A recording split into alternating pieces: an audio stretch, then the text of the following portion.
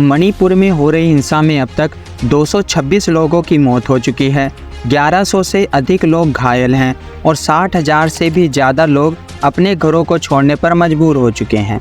Situation इतनी ख़राब हो चुकी है कि राजधानी इम्फाल समेत 3 जिलों में कर्फ्यू लगा दिया गया है। इंटरनेट सेवाओं को बंद कर दिया गया है।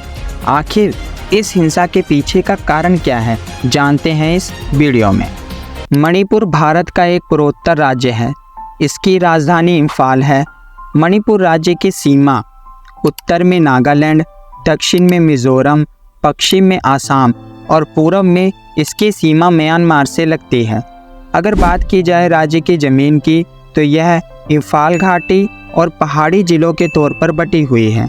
मणिपुर में 53% पॉपुलेशन जो है वो मैतेई लोगों की है, जो कि अधिकतर हिंदू धर्म से संबंध रखते हैं।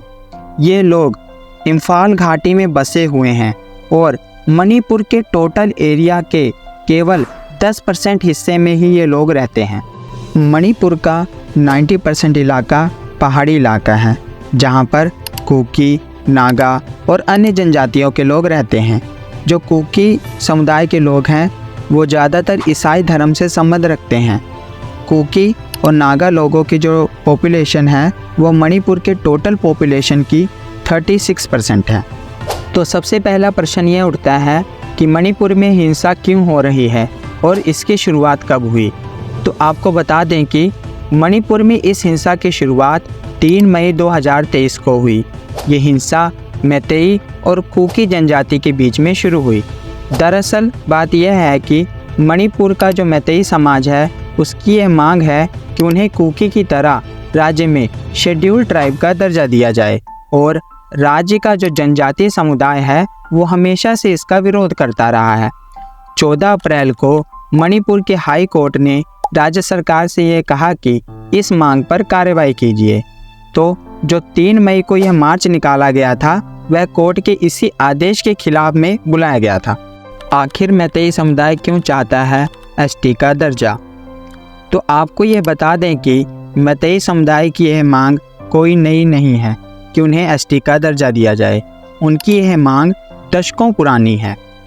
2012 में बने the scheduled tribe demand committee of Manipur नाम के संगठन ने लगातार इसके लिए सरकार पर दबाव डाला। 2022 में बने मैतेई ट्राइब यूनियन ने इसके लिए हाई कोर्ट में अर्जी फाइल की। अर्जी में यह बताया गया था कि 1949 में भारत सरकार में मणिपुर राज्य के विलय से पहले मैतेई समुदाय को जनजाति का दर्जा मिला हुआ था, परंतु विलय के बाद उनकी जो यह पहचान थी वह खत्म हो गई। आखिर कुकी क्यों नहीं चाहते कि मैतेई समुदाय को एसटी का दर्जा दिया जाए?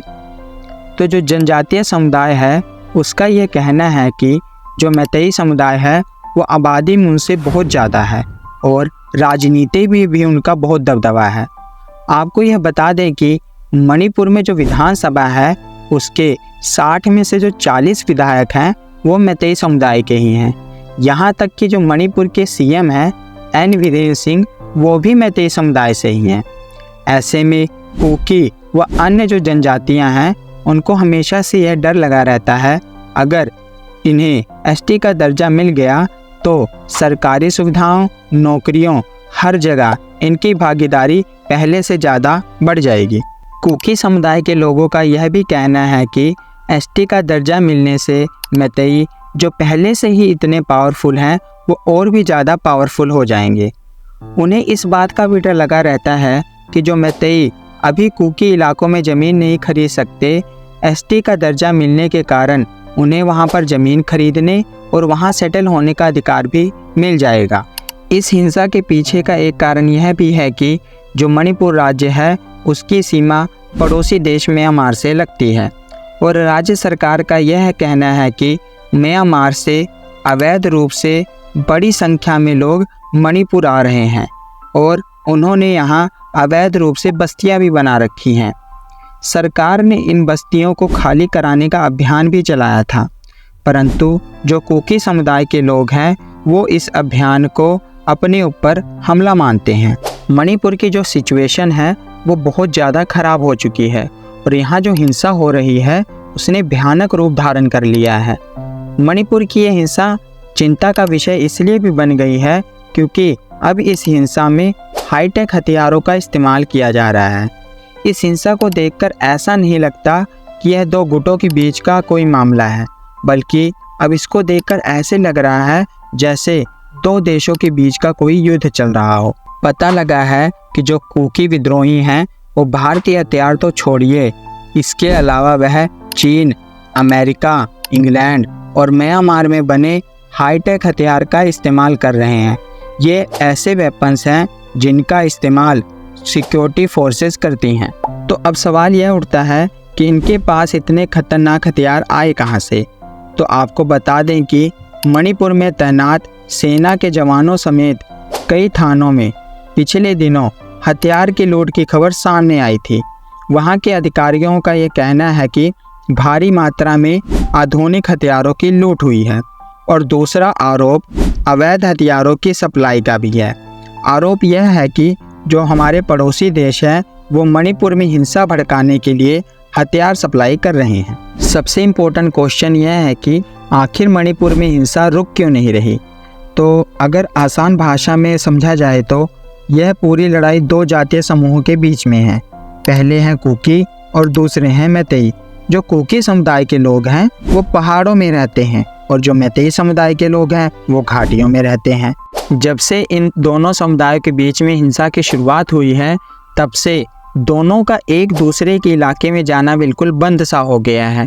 यही आइसोलेशन हिंसा ना रुकने का सबसे बड़ा कारण है। दोनों की अलग अलग लोकेशन होने के कारण जो पूरा इलाका है वो एक बॉर्डर में बदल गया है। दोनों समुदाय ने सेफ बंकर बना लिए हैं जिससे जब मौका मिलता है एक दूसरे पर अटैक करता है और इन बंकरों में जाकर छिप जाता है।